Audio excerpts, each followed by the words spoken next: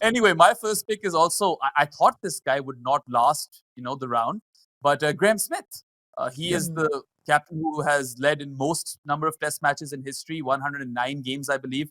And he has 53 wins, so not quite a 50% win percentage. So, but what I think is important over here is that South Africa, or that team, basically it won away a lot. They drew in India twice. They won in Pakistan. They beat Australia for the first time in, I think it was late 2008. And that was a big thing back in the day. And then South Africa kind of won a lot of series in a row in Australia. And, a proper leader, Biff, even if his hand is or wrist is fractured, he's going to go out there and bat. I think this made it to another one of the crick picks as well. And he was young, thrust into the role, and did quite well, I believe. Definitely probably made all of your lists. And I think it's the away victories bit that really stands out for me. Of course, he did lead South Africa to number 1 in the test rankings as well. But, wins in Australia, New Zealand, the West Indies, Pakistan, and drew 2 series in India. That's quite a resume. Yeah, I had him high. My big thing was he wasn't a particularly good captain when it came to things like how to handle spinners. Like, tactically at times he could be a little bit confusing, but he kind of built, like, they were a really good side, but never quite brought it together. And he was the guy that kind of brought it together. And I think he deserves a lot of credit for that. Like, compare him to Steve Smith, not to shit on Estelle again, but a little bit. Steve Waugh. Like Steve Waugh. Steve Waugh inherited a great side, right? Whereas if you look at Graeme Smith, he actually inherits a kind of a confused side. And do you guys know the full story about how he becomes captain? Because it's fucking hilarious. He plotted, didn't he? There was something of the sort. So he missed out on the 2003 World Cup side, right?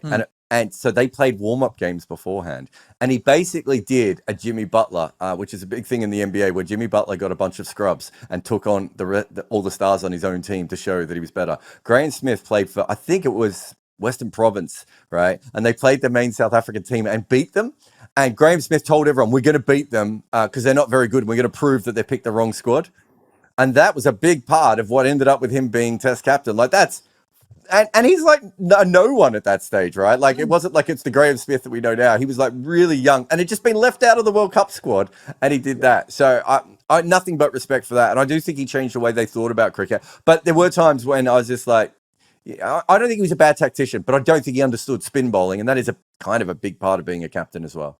Yeah, fair enough. I mean, this is just the fact that he took on the role, I think, when he was 22. And how many careers of English captains has he ended, Jarrod? He did destroy. I mean, he's a great. I think Graeme Smith's a fantastic story. Also, probably a better bat than most people remember. Like he's probably like top 30, top 40 all-time batters, and that's not even really factored in anymore. It's a really, really interesting career that he had. And then I think he was in charge of the bubble that they had during COVID, which didn't work as well.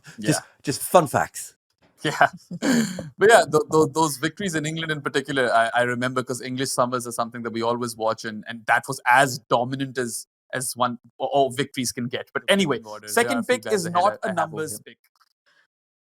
Okay, so for my last one, okay, I'm gonna get shit for this as well. You are. I don't even know what it is. Okay, so I'm going with Hansie Cronje. Oh my God! Wow. Interesting pick. Jarrod was.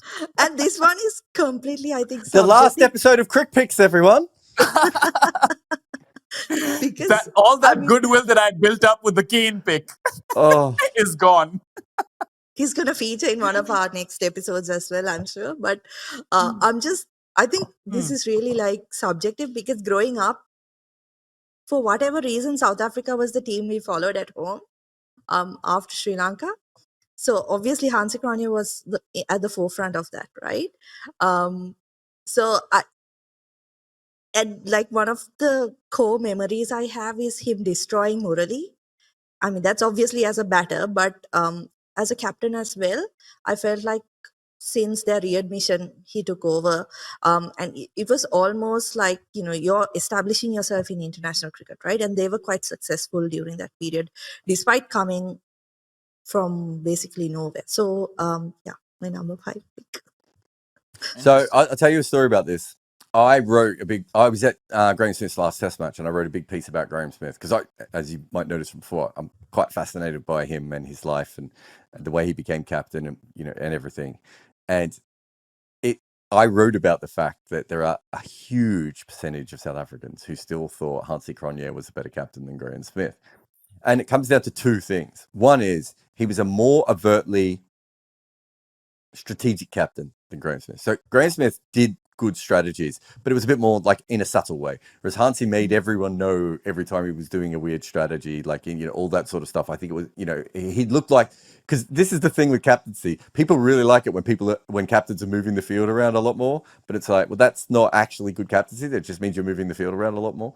So I think Hansie had that. But the other thing that Hansie had was, and he's a very important person from this, because he was an Afrikaans cricketer who led the team. And they had always been led by English South Africans up until that point. So he has a real place. And that's why they made that. Remember that? I think his brother made a movie about him. And, all this. There's a whole. So there is a whole thing out there. I don't think Hansie Cronje was a bad captain. He did a couple of really rogue things, actually, to get back to our Raverick Mogs. He had the earpiece in his ear, listening to his coach. And the other thing he used to do is he used to get fielders to go backwards. Right, so you're not allowed to do that. It's actually against the laws of cricket, so it's a cheating thing. But he used to do that, and so he had these like little random things that he did.